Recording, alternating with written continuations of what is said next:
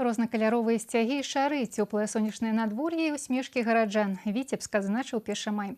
Урачыстыя мерапрыемствы ў гонар чалавека працы прайшлі на плошчы Перамогі. Тут сабраліся прадстаўнікі працоўных калектываў вобласці, працоўнай дынастыі, ветэраны працы і прафсаюзнага руху.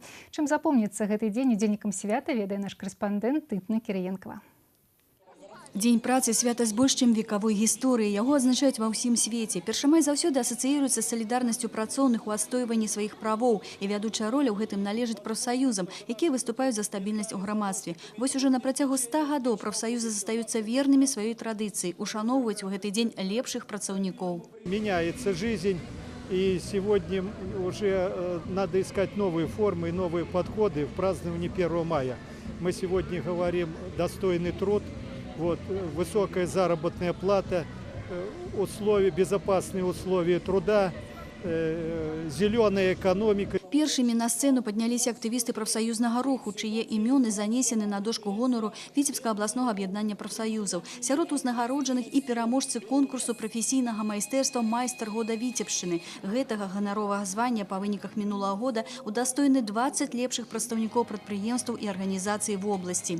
Медалём 100 гадоў прафсаюзнаму руху азначаны прафсаюзныя лідары арганізацый. Сярод іх Віктор Теляціцкі, які вось уже на працягу 12 гадоў застаецца бяззменным кіраўніком профсоюза Витебского областного кардиологичного центра. Постоянно мы участвуем в областной спартакиаде среди работников.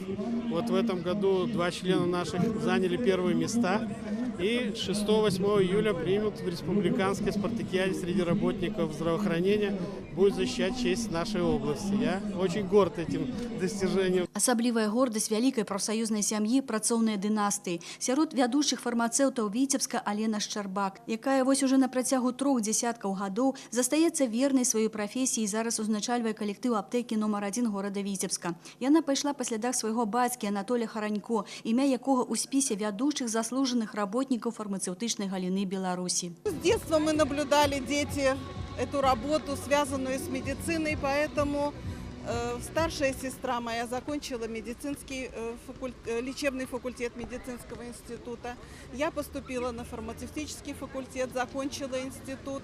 И в настоящее время вся наша жизнь связана с медициной. Свае веды і практычныя парады Алена Анатольевна перадала дачцэ Вользе, якая продолжила працоўную дынастыю дзядулі, бабулі, цёткі і маці. И зараз працуе разом з маці ў адной аптэцы. Работать со своим родителем – это, так сказать, не так просто, как кажется, потому что чувствуешь такой периодически жесткий контроль, то есть тебя контролируют больше других, вот, больше получаешь замечания, ну и заодно закаляешься, становишься лучше. Урачыстая цырымонія ўзнагароджання завяршылася канцэртнай праграмай. На сцэне выступілі самадзейныя і творчыя калектывы горада. Інна Кірыенкава, Александр Прыстаўка, навіны Віцебск.